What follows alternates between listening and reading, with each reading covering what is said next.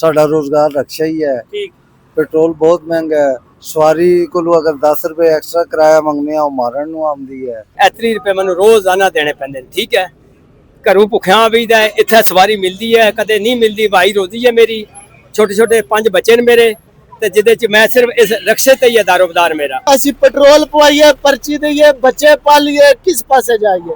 ਭੁੱਖ ਨਾਲ ਅਸੀਂ ਮਰਨ ਲੱਗੇ ਆ, ਜਾਂ ਤਾਂ ਫਿਰ ਅਸੀਂ ਭੁੱਖ ਨਾਲ ਰੋਜ਼ ਮਰਨੇ ਆ। ਸਾਨੂੰ ਇੰਜ ਕਰੋ, ਚੌਕ ਚ ਖਿਲਾ ਕੇ ਮਾਰ ਦਿਓ।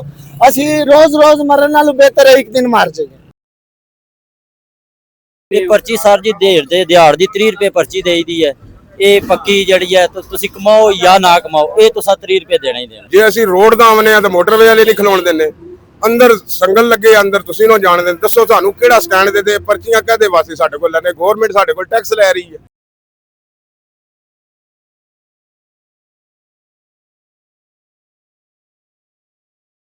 मैं हूं आपका मेजबान राजा मोहम्मद सोहेल और आप देख रहे हैं न्यूज़ अलर्ट गुजरात।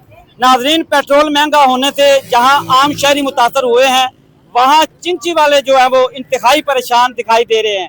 मैं इस वक्त सालमगीर में मौजूद हूं और सालमगीर में जितने भी रक्षा चलाने वाले चिंची वाले हैं, उन्होंने आज एहतजाज जारी किया हुआ है कि हम जब मुसाफिरों से सवारी से किराया ज़्यादा तलब करते हैं तो वो हमें मारने पे आते हैं। तो दूसरी तरफ पेट्रोल की कीमतें इतनी ज़्यादा है कि पूरा दिन हम फजर के वक्त आते हैं और पूरा दिन सराय आलमगीर से जेलम का सिर्फ एक जो है वो चक्कर लगता है।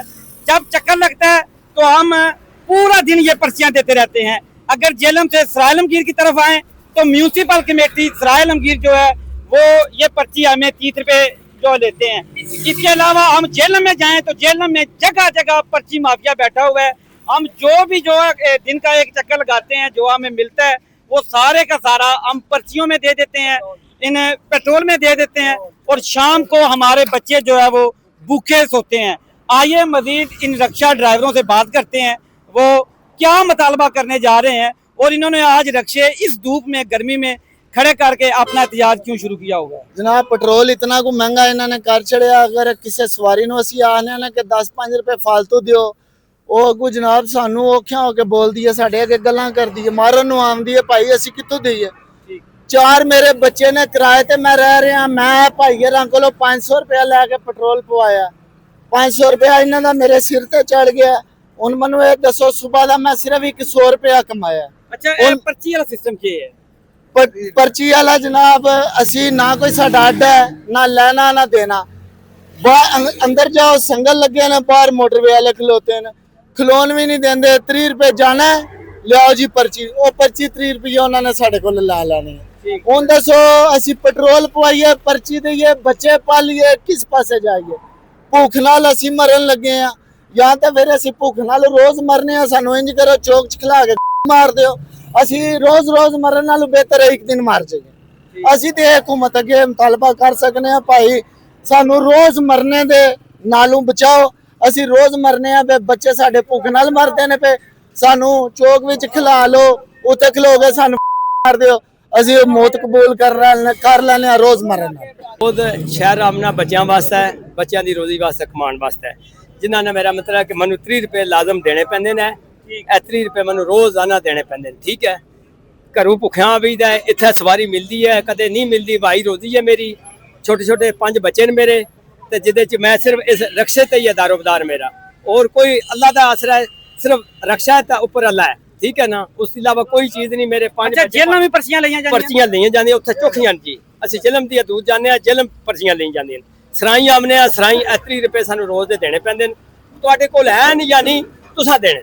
ठीक है सर, ਤੇ ਇਹ ਸਾਡਾ ਮੈਂ ਗੁਜ਼ਾਰਿਸ਼ ਕਰਨਾ ਕਮੇਟੀਆਂ ਲਿਆ ਗਿਆ ਕਿ ਇਹਨੂੰ ਮਾਫ ਕੀਤਾ ਜਾਏ, ਗਰੀਬਾਂ ਤੇ ਰਹਿਮ ਕੀਤਾ ਜਾਏ। ਅੱਛਾ, ਤੁਸੀਂ ਦੱਸੋ ਅਸਿਸਟੈਂਟ ਕਮਿਸ਼ਨਰ ਸਰਾय आलमगीर ਕੋਲ ਗਏ ਹੋ ਤੁਸੀਂ ਇਸ ਕੰਮ ਵਾਸਤੇ? ਨੇ ਇੱਕ पर्ची नहीं लाला जी, कोई नहीं, कुछ नाल टुरदा ही कोई नहीं। सारे जिवें हुण इकट्ठे होए आ, इंज इकट्ठे हो के ਅਸੀਂ प्रोग्राम बनाने आ पे, ਤੁਹਾਡੇ ਤੋਂ ਬਾਅਦ ਜਾਣਾ ਅਸਾਂ ਉਧਰ ਵੀ।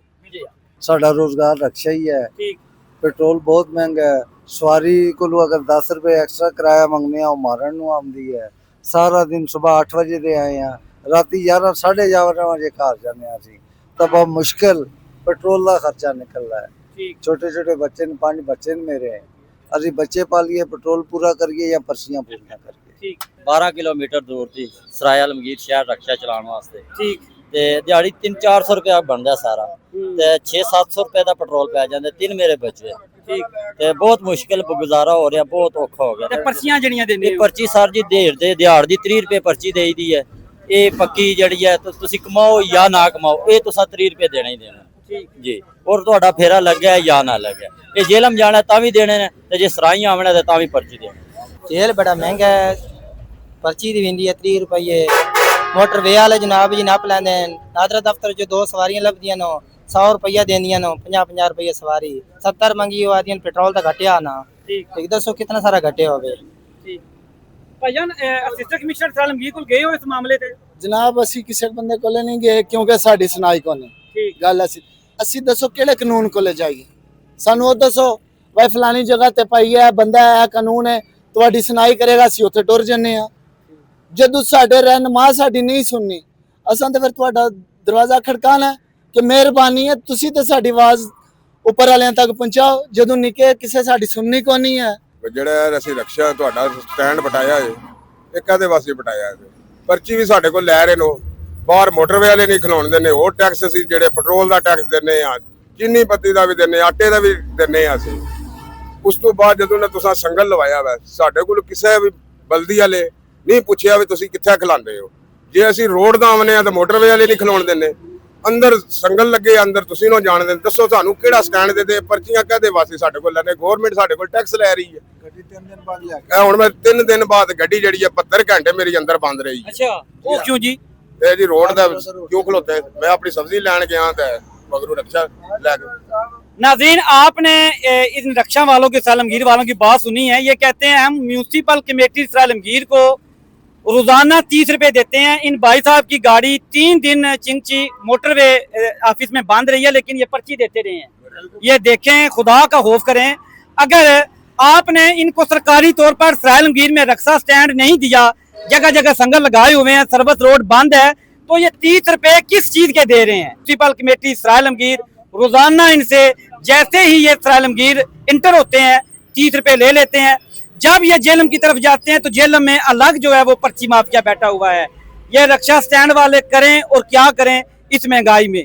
मजीद खबरों और अपडेट के लिए देखते रहिए न्यूज अलर्ट गुजरात। ਸਾਡਾ ਰੋਜ਼ਗਾਰ ਰਕਸ਼ਾ ਹੀ ਹੈ। ठीक ਪੈਟਰੋਲ ਬਹੁਤ ਮਹਿੰਗਾ ਹੈ। ਸਵਾਰੀ ਕੋਲੋਂ ਅਗਰ 10 ਰੁਪਏ ਐਕਸਟਰਾ ਕਿਰਾਇਆ ਮੰਗਨੇ ਆ, ਉਹ ਮਾਰਨ ਨੂੰ ਆਉਂਦੀ ਹੈ। ਇਹ 30 ਰੁਪਏ ਮੈਨੂੰ ਰੋਜ਼ਾਨਾ ਦੇਣੇ ਪੈਂਦੇ ਨੇ। ਠੀਕ ਹੈ, ਘਰੋਂ ਭੁੱਖਿਆਂ ਬਈਦਾ, ਇੱਥੇ ਸਵਾਰੀ ਮਿਲਦੀ ਹੈ, ਕਦੇ ਨਹੀਂ ਮਿਲਦੀ। ਭਾਈ ਰੋਜ਼ੀ ਹੈ ਮੇਰੀ, ਛੋਟੇ ਛੋਟੇ 5 ਬੱਚੇ ਨੇ ਮੇਰੇ, ਤੇ ਜਿਹਦੇ ਚ ਮੈਂ ਸਿਰਫ ਇਸ ਰਕਸ਼ੇ ਤੇ ਹੀ ਹੈ ਦਾਰੋਬਦਾਰ ਮੇਰਾ। ਅਸੀਂ ਪੈਟਰੋਲ ਪਵਾਈਏ, ਪਰਚੀ ਦਈਏ, ਬੱਚੇ ਪਾਲੀਏ, ਕਿਸ ਪਾਸੇ ਜਾਈਏ?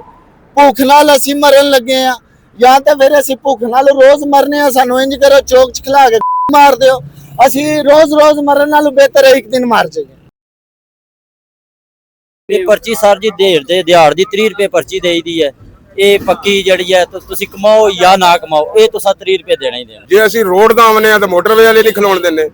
ਅੰਦਰ ਸੰਗਲ ਲੱਗੇ, ਅੰਦਰ ਤੁਸੀਂ ਨੂੰ ਜਾਣ ਦਿੰਦੇ। ਦੱਸੋ ਸਾਨੂੰ ਕਿਹੜਾ ਸਟੈਂਡ ਦੇ ਪਰਚੀਆਂ ਕਾਹਦੇ ਵਾਸਤੇ ਸਾਡੇ ਕੋਲ ਲੈਣੇ? ਗਵਰਨਮੈਂਟ ਸਾਡੇ ਕੋਲ ਟੈਕਸ ਲੈ ਰਹੀ ਹੈ।